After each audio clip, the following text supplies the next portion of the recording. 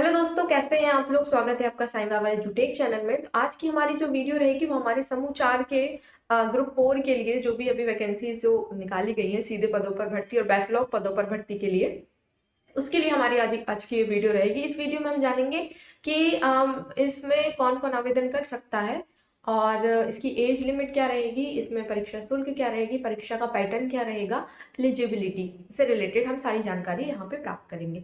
तो चलिए चलते हैं हमारी वीडियो की तरफ। तो सबसे पहले यहाँ पे ईएसपी ने जो नोटिफिकेशन जो रूल बुक जारी की है उस रूल बुक में यहाँ पे बताया है कि समूह 4 के अंतर्गत सहायक ग्रेड के लिए और सहायक ग्रेड 3 के लिए, स्टेनोटाइपिस्ट के लिए, स्टेनोग्राफर के लिए सीधी भर्ती और बैकलॉग भर्ती दोनों निकाली है। ठीक है, इसमें यहाँ पे अगर हम आवेदन पत्र भरने की बात करें, यानी कि जो एग्जाम डेट होगी वो एग्जाम डेट आपकी 30 मार्च बताई गई है और फॉर्म भरने की जो डेट है वो यहाँ पे 4 फरवरी से बताई गई है। 4 फरवरी 2025 से लेके आप 18 फरवरी 2025 तक फॉर्म को फिल कर सकते हैं। अगर आपके आवेदन में कुछ भी संशोधन की जरूरत है तो उसकी अंतिम तिथि आपकी 23 फरवरी 2025। ठीक है, इसमें परीक्षा शुल्क की अगर हम बात करें तो परीक्षा शुल्क यहाँ पे जैसे अनारक्षित अभ्यर्थियों के लिए यानी अनरिजर्व कैटेगरी के लिए 500 और रिजर्व कैटेगरी में आपके अनुसूचित जाति, अनुसूचित जनजाति, अन्य पिछड़ा वर्ग और दिव्यांगजन अभ्यर्थी ये सारे आ जाते हैं। यानी आप ईडब्ल्यूएस से हो, ओबीसी से हो, एससी से हो, एसटी से हो, आपका जो चार्ज होगा वो आपका होगा 250 और केवल सीधी भर्ती यानी जो बैकलॉग पद वाले हैं उनके लिए कोई भी शुल्क नहीं लिया जाएगा। ठीक है, इस परीक्षा की बात करें तो जैसे मैंने बताया आपको 30 मार्च से परीक्षा प्रारंभ हो जाएंगी, जो कि 2 पालियों में होती है जैसे सारे एग्जाम होते हैं फर्स्ट और सेकंड में।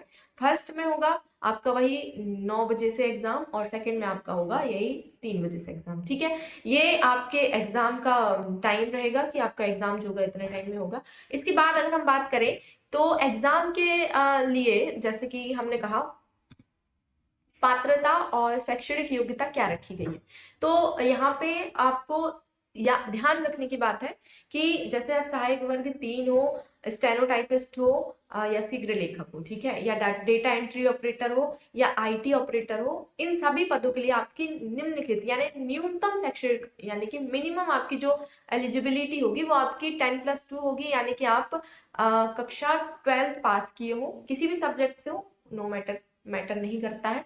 इसके बाद आपका 1 वर्ष का कंप्यूटर डिप्लोमा सर्टिफिकेट होना अनिवार्य है।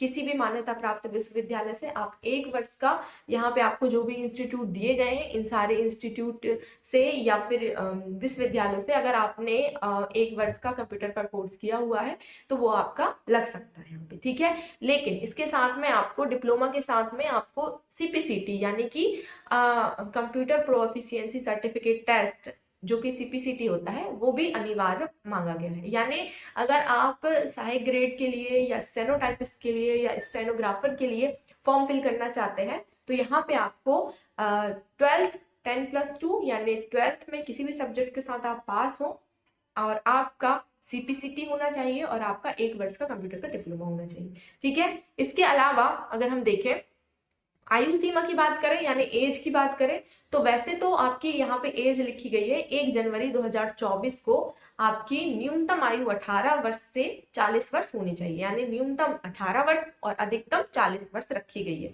लेकिन कुछ लोग जैसे कि जो आरक्षित वर्ग होते हैं उनको 5 साल का आपको यहाँ पे आयु सीमा में छूट दी गई है, जैसे कि ये 45 वर्ष रखी गई है। ठीक है, और इसके बाद अगर हम बात करें तो एग्जाम फॉर्म की या पैटर्न की बात करें तो पैटर्न हमारा जो रहेगा वो जैसे मैंने आपको बताया एक ही पेपर होगा, वो मैं आपको बाद में बताती हूँ। पहले आपको मैं जितनी भी भर्तियां निकाली गई है विभागवार पदों का वो बताती हूँ। ठीक है, यहाँ पे आप देखिएगा कि जैसे भोपाल, यहाँ पे आप पद कोड संख्या याद रखिएगा क्योंकि आपको फॉर्म भरना है तो वहां पे पद कोड पूछेगा कि कौन से पद कोड पे आप फॉर्म भर रहे हैं, तो ये चीज आप ध्यान रखिएगा। जैसे स्टेनोग्राफर बैकलॉग भर्ती है, यहाँ पे केवल 2 पद है। कार्यपालन जैसे भोपाल में आपकी वैकेंसी निकाली गई है नर्सेस रजिस्ट्रेशन काउंसिल में, तो ये आपकी पोस्ट संख्या जो होगी, पोस्ट कोड जो होगा वो आपका 3 होगा। इसमें आपका सीधी भर्ती सेम जो बैकलॉग और सीधी भर्ती होते हैं, बैकलॉग वालों के लिए कोई भी शुल्क नहीं रखा गया, और सीधी भर्ती वालों के लिए जैसे मैंने आपको बताया अनरिजर्व के लिए 500 और रिजर्व के लिए 250 रखी गई है। इसी तरीके से आप ये सारे के सारे MPSB के साइट पे जाके अपनी पोस्ट देख सकते हैं, जैसे कि आपके जो भी आपकी श्रेणी हो, यानी कि आप रिजर्व कैटेगरी से, अनरिजर्व से हैं, OBC से हैं, SC से, ST से, आप अपने हिसाब से यहाँ पे आपके पोस्ट देख सकते हैं कि कितनी पोस्ट दी गई है। और टोटल अगर हम पोस्ट की बात करें यहाँ पे, तो टोटल यहाँ पे जो पोस्ट है वो 861 दी गई है, यानी 861 आपकी पोस्ट है जो दी गई है यहाँ पे, ठीक है।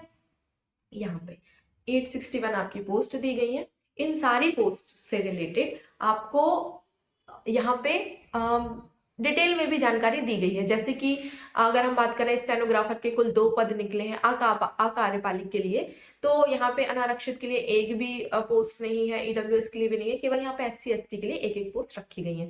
अगर हम वही वेतनमान की बात करें तो 28,700 से 91,300, और शैक्षणिक योग्यता जैसे कि मैंने आपको बताया कि मान्यता प्राप्त बोर्ड से आपका 12th होना चाहिए, कक्षा 12वीं आपने पास की हो, और किसी भी मान्यता प्राप्त विश्वविद्यालय से आपका न्यूनतम 1 वर्षीय कंप्यूटर का डिप्लोमा या सर्टिफिकेट होना अनिवार्य है।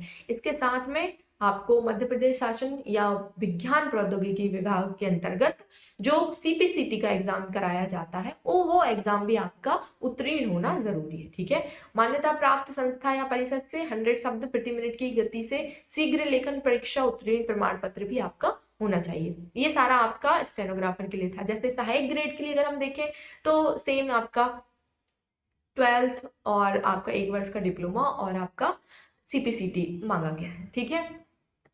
इसी तरीके से नर्सेस रजिस्ट्रेशन काउंसिल में यहाँ पे अनारक्षित के लिए 3 पोस्ट निकाली गई हैं, EWS के लिए 1, SC ST OBC के लिए 2 पोस्ट निकाली गई, ठीक है। तो ये सारी की सारी जैसे ओपन की 1 है और महिलाओं के लिए 1 दी गई है। तो ये सारी की सारी आपको डिटेल में जानकारी यहाँ पे मिल जाएगी। आप EWS की साइट पे भी जाके देख सकते हैं, और इस वीडियो की डिस्क्रिप्शन में भी आपको टेलीग्राम की लिंक मिल जाएगी, जो कि आपको यहाँ पर बता दिया जाएगा कि उसमें आपको मिल जाएगी कि ये जो भी PDF है, इस PDF से आप आपके पोस्ट के अकॉर्डिंग यहाँ पे देख सकते हैं, ठीक है। बाकी अगर हम इसके एग्जाम पैटर्न की बात करें तो वही एग्जाम में आपका GK, Hindi, English, maths, computer और रीजनिंग, ये आपके पेपर आएंगे जिसमें माइनस मार्किंग नहीं रहेगी, और 1 अंक का एक ही प्रश्न होगा, ठीक है। ये सारी की सारी इंफॉर्मेशन आपको ग्रुप 4 के लिए रखी गई है। बाकी और भी जानकारी, अगर आपको कुछ भी इसमें डाउट होता है या कुछ जानकारी चाहिए हो तो आप कमेंट करके पूछ सकते हैं, या फिर आप टेलीग्राम के चैनल पे भी जाके हमसे जुड़ सकते हैं और कुछ भी जानकारी हमसे पूछ सकते हैं, ठीक है। तो आज की वीडियो में बस इतना ही। बाकी और कुछ जानकारी अगर आपको चाहिए हो तो आप हमारे साइवा एजुटेक चैनल को सब्सक्राइब भी कीजिए और लाइक भी कीजिए, शेयर भी कीजिए। तो मिलते हैं नेक्स्ट वीडियो में, तब तक के लिए जय हिंद।